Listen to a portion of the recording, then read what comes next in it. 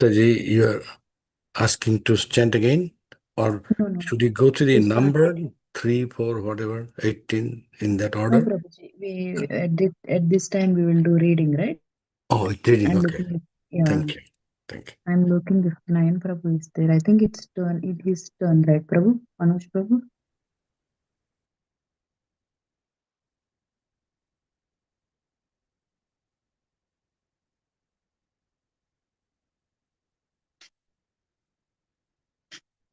Manoj Prabhu, are you there?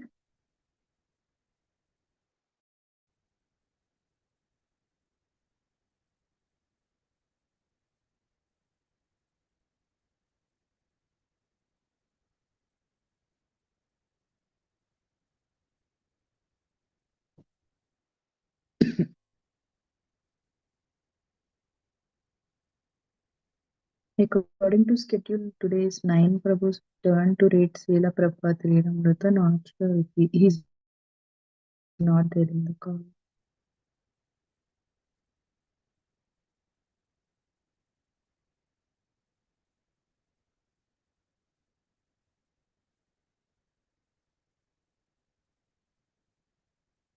Hare Krishna, Nayan Prabhu. Hare Krishna Mataji. Yeah, you can start. Dandavat Pranam. Sure. I'll just start with last paragraph yesterday was read. Okay, London, Prabhu. a dream fulfilled. This is not my business, he said. Krishna provides you with life and he takes it away in the form of death.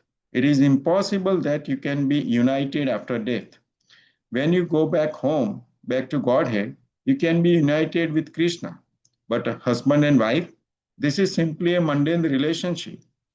It ends up with the body at the time of death. You cannot pick up this kind of relationship again after death.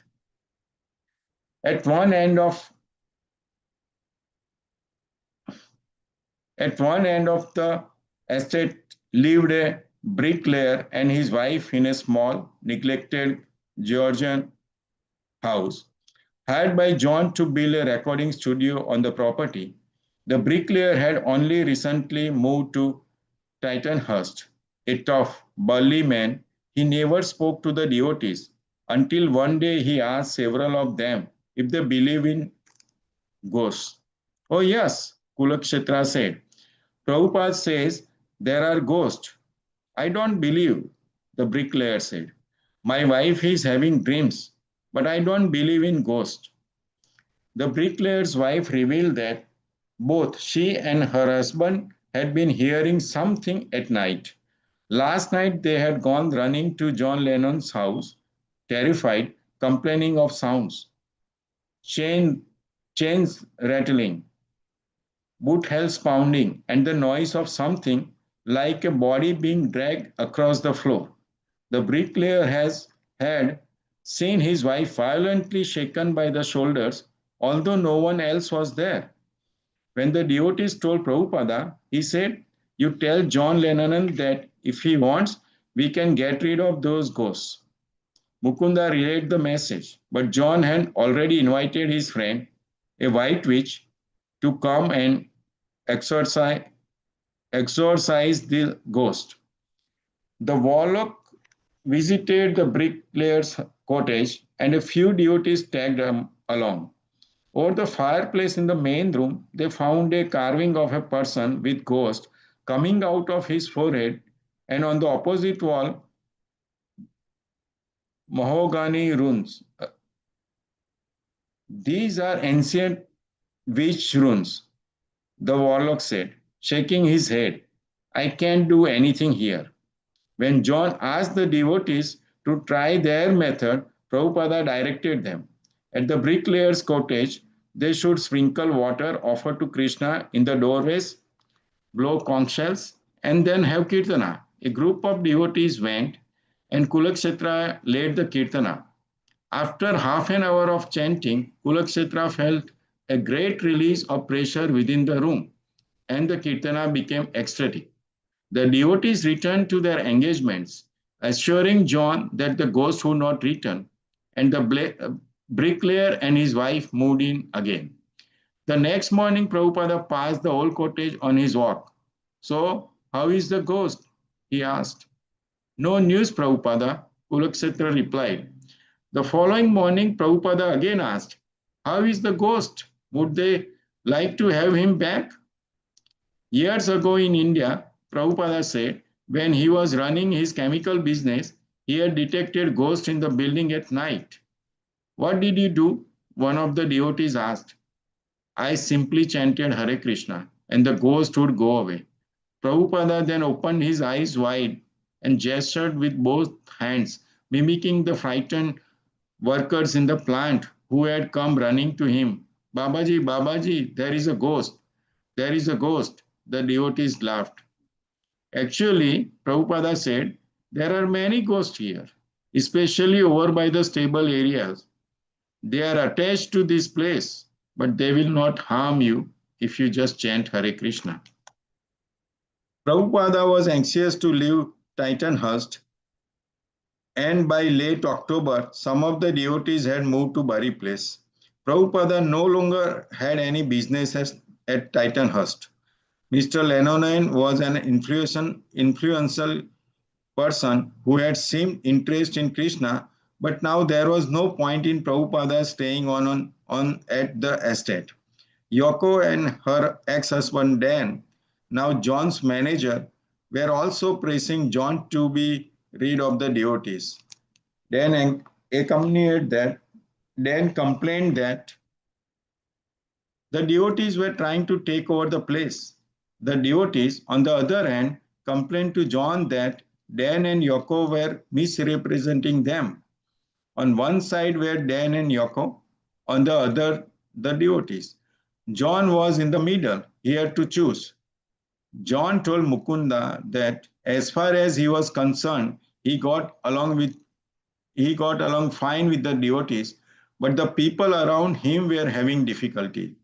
He would give the devotees a couple more weeks to move their new temple in the city.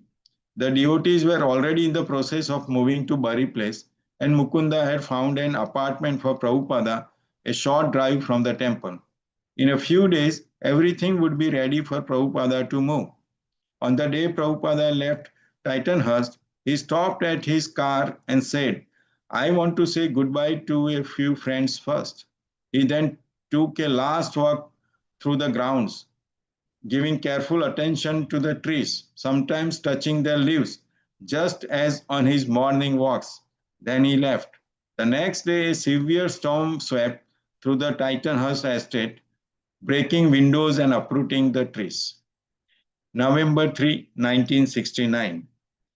Prabhupada moved into his furnished apartment on Baker Street, a 10-minute drive from the Bari Place temple. After 2 months in London, he was anxious to see his temple open, and Shyam Sundara was working hard, although progressing slowly. For the temple's interior, Shyam Sundara had an artistic concept taken from the photographs he had seen of the Ajanta caves, South Indian temples with walls and ceilings of carved stone. His inspiration was to produce a similar effect using California redwood he and Mukunda had shipped to England a year ago. On the first hearing the plans, Prabhupada had asked, why make it so artistic? But Shyam Sundara had been so set on the idea that Prabhupada had permitted him. With the ceiling partly finished, there was no turning back. Shyam Sundara toiled day and night, yet each day the temple design seemed to grow more elaborate, with the walls and floors fashioned on solid redwood and the ceiling lined with redwood arches. Shyam Sundara took great care to see that each piece fit exactly into place. As Shyam Sundara inched along, devotees joked that the room looked like an upside-down boat, but Prabhupada encouraging him, telling him that it was very beautiful.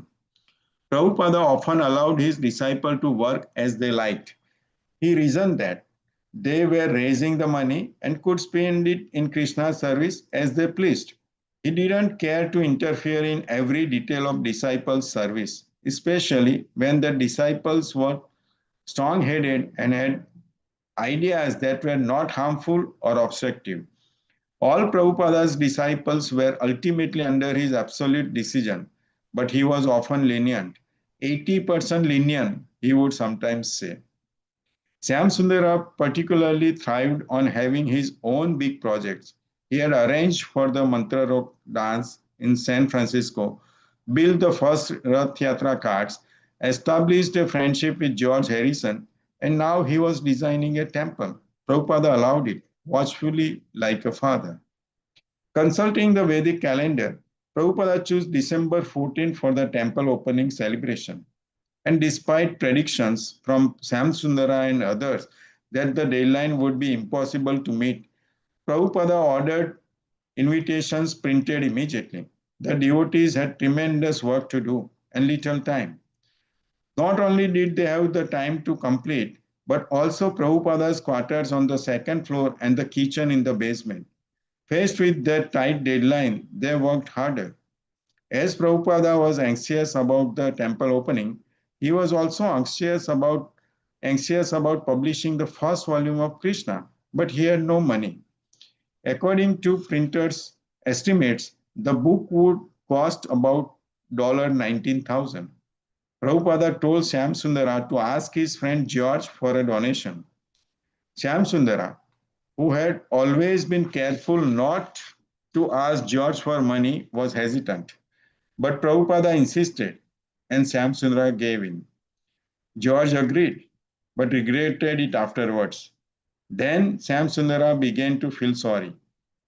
After all, he hadn't really wanted to ask George, and George hadn't really wanted to be asked. When Prabhupada heard of this, he invited George to see him. George told Prabhupada that every day people were asking him for money. But when Prabhupada explained the importance of Krishna book and how George's donation would be devotional service to Krishna, George dismissed his regrets. He also agreed to write a foreword to the volume. George said, I didn't really think I was qualified to write the foreword to Prabhupada's book. But one way of looking at it is because I am known, it would help. But from the other point of view, it could really hinder because not everyone wants to listen or to believe what I say. There are a lot of people who will be put off just because I am saying it. I mean, if I picked up a book on Krishna and foreword was written by Frank Zappa or somebody like that, I would think, God, maybe I don't want to know about it. So I thought that although he asked me, maybe Prabhupada didn't really want me to write the foreword, but it was one of those things I couldn't get out. Everybody had their minds made up. You are writing the foreword, and that's it. So I just did it. When Srila Prabhupada asked to watch the moon landing, the devotees rented a television and placed it in Prabhupada's living room. Prabhupada took his massage as usual, sitting in a chair before the television. Purushottam announced, well, Prabhupada, it's about time. So I'll turn on the television and soon we'll be getting some pictures from the astronauts out in the space. A reporter was asking from Cape Canaveral, Florida, we are just about to get the first pictures of this historic occasion. The picture appeared fuzzy, then clear. The spacecraft had landed on the moon. As the astronauts emerged from the ship, they slowly eased themselves down onto the moon's surface. Purushottama was in ecstasy. Dhananjana said, I was attempting to massage Prabhupada's head and at the same time watch the program. All of a sudden, as the men were landing, Prabhupada mentioned for me to sit in front of him, so I came around. As soon as I sat down, Prabhupada started to massage my head. I was quite embarrassed. You've forgotten how to massage properly. He asked, this is how you do it. He massaged my head for about 2 minutes. Then I stood behind Prabhupada and again began massaging his head. By this time, the astronauts were moving across the landscape. They had gotten out their little American flag and were sticking it in the ground and were jumping up and down. Apparently, they were defying gravity because every time they jumped up, they would float through the air and then gently land again. There was a lot of jubilation and sounds from them. So, Purushottama, Prabhupada asked, they have come to the moon? Yes, Prabhupada, Purushottama said excitedly. They have landed on the moon. Prabhupada smiled. Dhananjan said, again, Prabhupada mentioned me to the front. I moved around and sat down. I thought he wanted me to massage him from the front.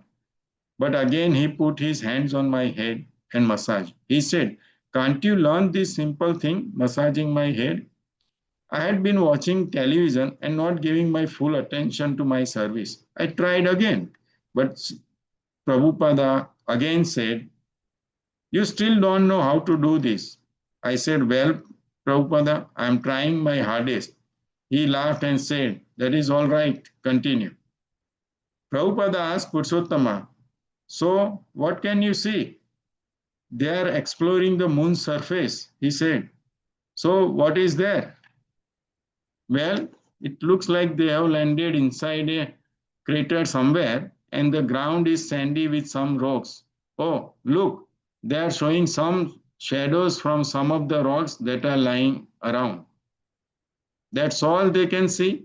There are no people, there are no trees, there are no rivers, there are no buildings. No, Purushottama replied, the moon is barren. They have not landed on the moon, Prabhupada said emphatically. This is not the moon.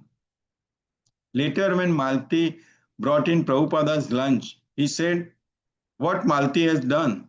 She has made this little khichdi for Krishna, and that is far greater than what they have done. Even though Prabhupada's quarters were incomplete and temple renovation made Sevanbari place noisy and hectic, Prabhupada decided to move in. I am not attached to a comfortable apartment, he said. My attachment is to living in the association of devotees. He was moving into the temple at a time when the record sales were low, and the devotees were having to purchase supplies piecemeal whenever they got money. Yet, with Prabhupada living with them and supervising their work, they were satisfied. Tamal Krishna arrived from Los Angeles, and in addition to supervising much of the construction, he began taking the devotees out daily to chant on the streets and sell back to Godhead magazines. Yamuna was sewing curtains from morning until night. Isana, Shyamsundara, and others were working every possible hour on the renovation. And every day Prabhupada would walk through the building to see the progress. With only 1 week left until the opening, Shyam Sundara still labored on the temple ceiling. He hadn't even begun the altar. Again, the other devotees complained to Prabhupada that Shyam Sundara was too slow. But Prabhupada replied, he wants to make it artistic. Let him do it. Shyam Sundara, this time on his own, asked George for a donation for an altar. George gave 2,000 pounds, and Shyamsundara picked out a slab of golden sienna marble and 2 slabs of red marble.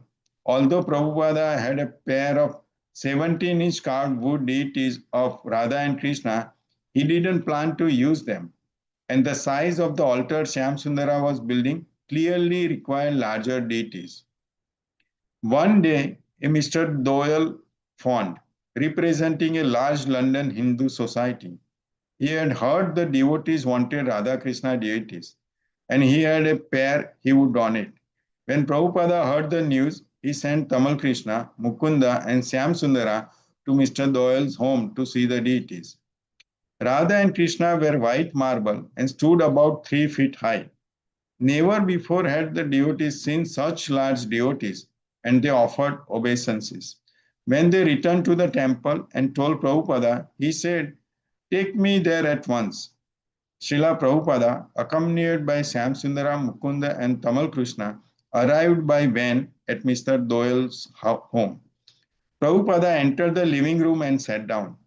The deities, covered by a cloth, stood on a table in the corner. Tamal Krishna was about to unveil them when Prabhupada checked him. No, that's all right.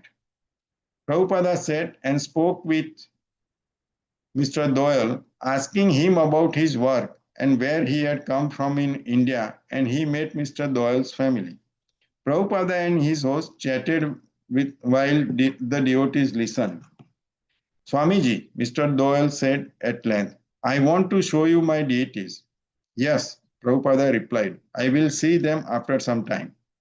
Prabhupada began to speak about his Krishna consciousness mission, and after a while, Mr. Doyle again requested, please take a look at these deities. And with that, he walked over and unveiled Radha and Krishna. Oh yes, Prabhupada said, holding his hands respectfully.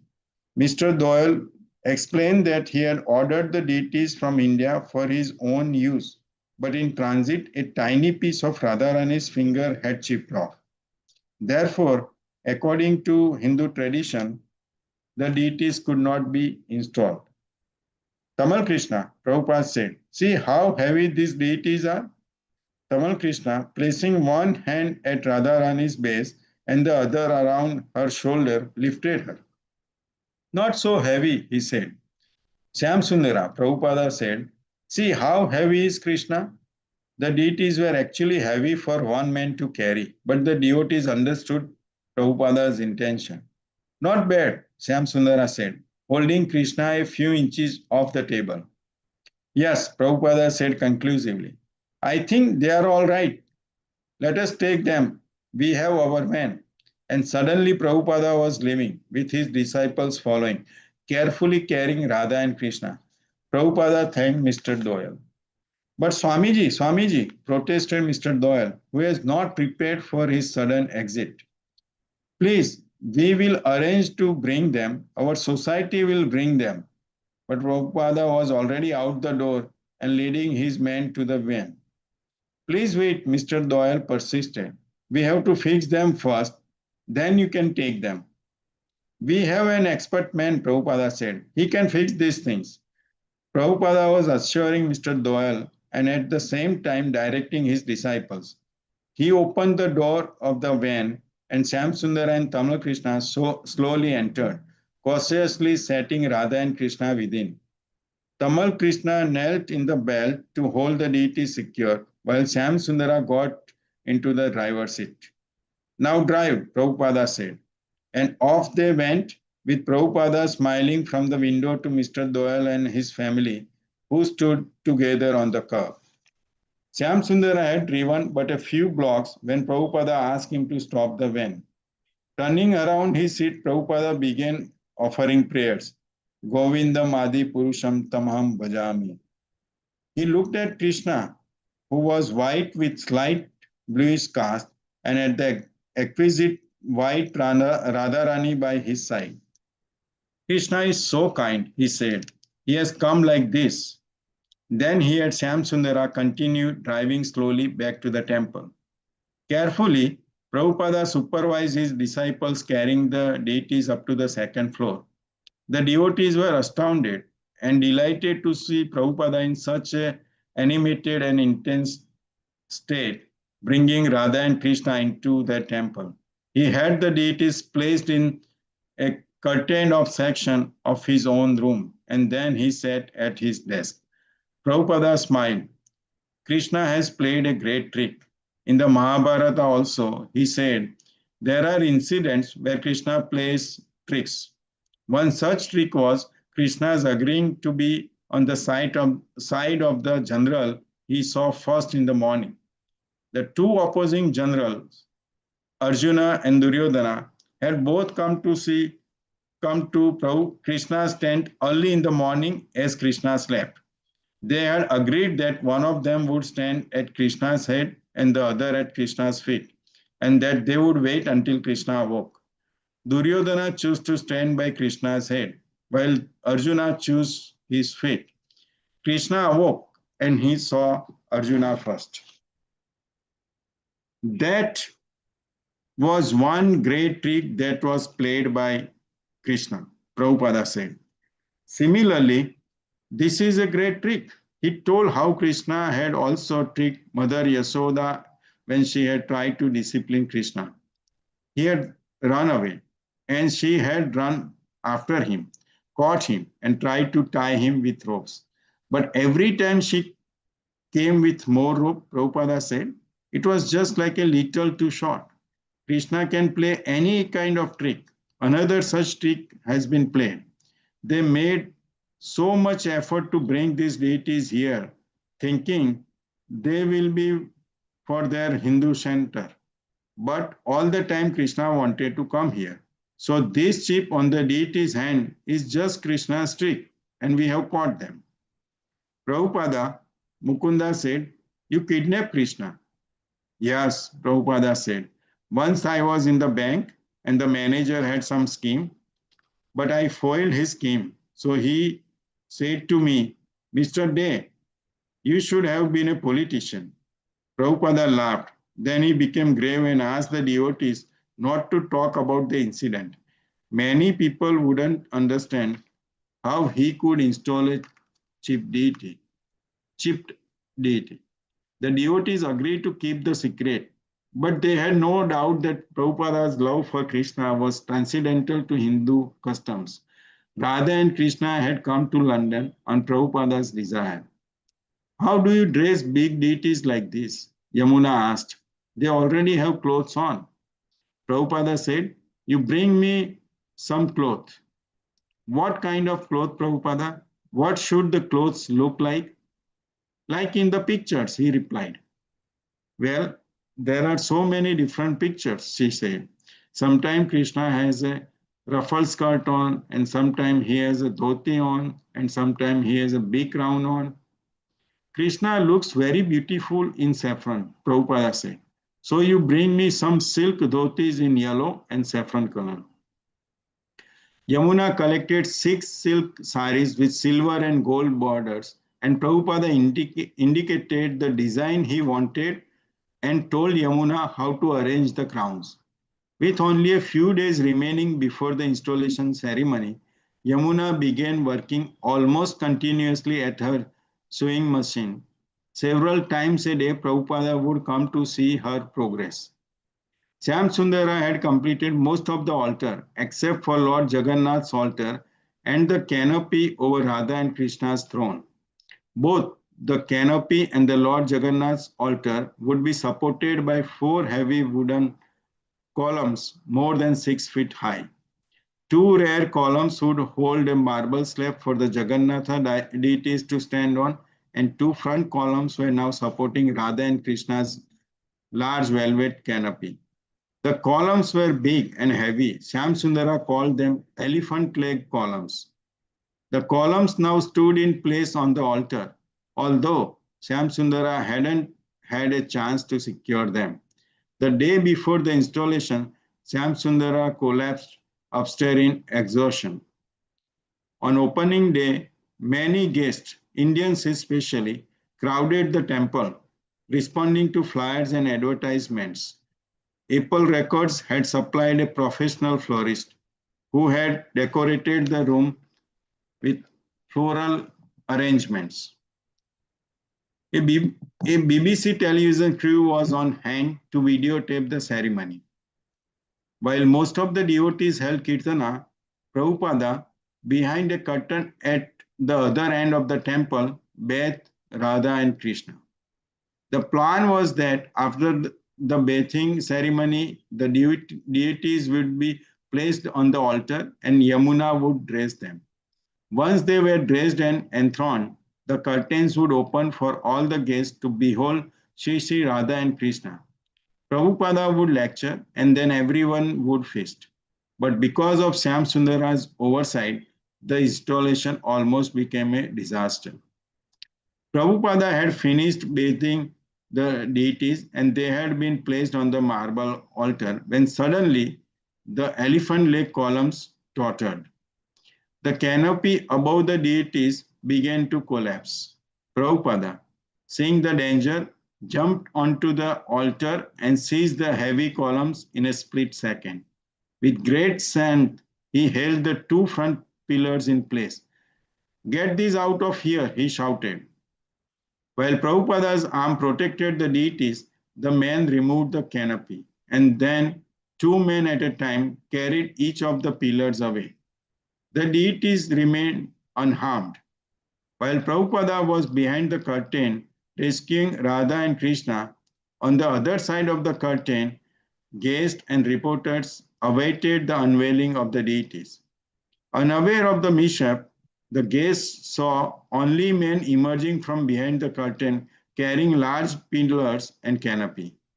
The BBC camera crew began filming the canopy and pillars as they appeared from behind the curtain, taking them to be a part of a ceremonial process.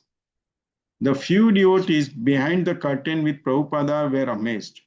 But there was no time now for apologies or appreciations. Yamuna addressed the deities, Prabhupada hurrying her. When at last everything was ready, Prabhupada opened the main curtain, revealing the graceful forms of Lord Krishna and Radharani to the temple full of guests. A devotee began to offer arti, while Prabhupada, wearing a saffron chadar and garland of carnations, stood to one side, reverentially looking upon Radha and Krishna as their worshipper and protector. This was the culmination of months of effort. Actually, years of planning had preceded this auspicious occasion. 100 years before, Bhaktivinoda Thakur had hoped for the day when Krishna consciousness would come to England, and Srila Bhaktisiddhanta Saraswati had also desired it. Now that an authorized temple of Radha and Krishna was preaching Krishna consciousness in London, it was a historic occasion for Gaudiya Vaishnavism. A long-standing order of the previous acharyas had been fulfilled. Prabhupada had sent invitation to several of his god brothers in India. None of them had been able to come, of course, but at least they should have been pleased to learn that this dream of Srila Bhaktisiddhanta Saraswati's had been fulfilled. Prabhupada was 73. He had now opened 21 temples in 3 years. He recently had told some of his disciples that they should try to form a governing body for ISKCON to relieve him of the management and allow him to concentrate fully on presenting Krishna conscious literature. This literature could be introduced all over the world into homes, schools, and colleges for the benefit of everyone. It would be in such literature that he would live on. How much time he had left in this world, he didn't know, he said. But he wanted to go on serving and trying to please his Guru Maharaj, life after life. Nevertheless, despite Prabhupada's desire to retire from active work and absorb himself in writing books, here he was installing deities in a new temple and protecting them from his disciples' carelessness. Had he not been present, the celebration would have been a disaster. So many hard-working disciples, and they still needed his personal guidance. ISKCON was just beginning to grow. Prabhupada wanted to open not just 21 temples, but at least 108.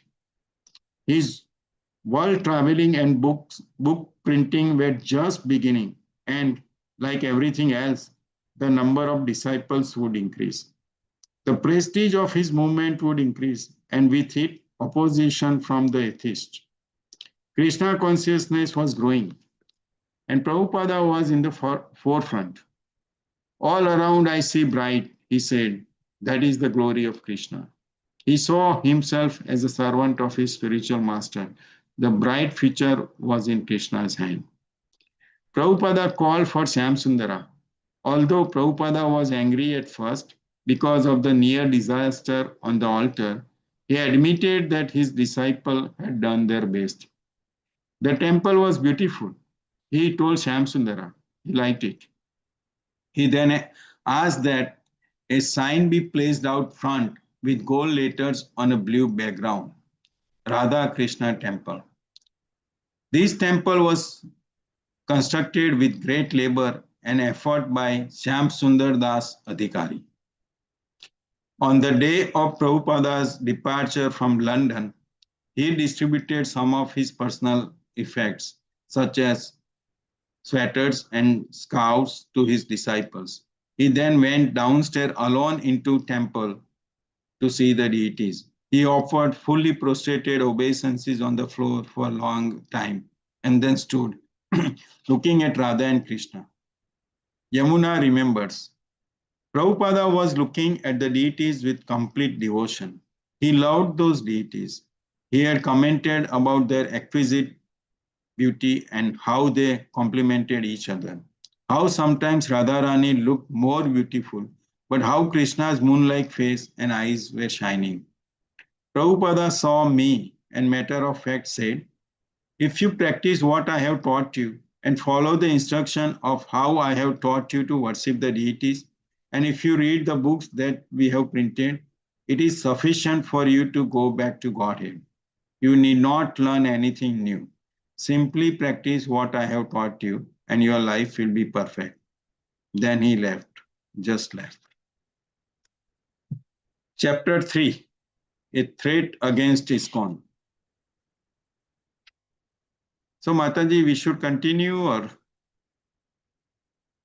We can stop here, Prabhu. We can stop, right? 6:50. Okay. Yeah. So we'll start tomorrow with chapter 3, a threat against. Okay. Thank you. Thank you so much, Prabhu. Thank you so much, everyone, all the devotees, for your kind association.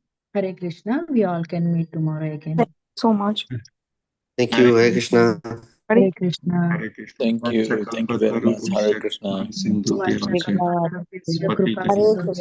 पतितानां पावनेभ्यो वैष्णवेभ्यो नमो नमः। नमः। अनंत कोटि वैष्णव जय। Thank you, everyone. Hare Krishna. I'm logging off.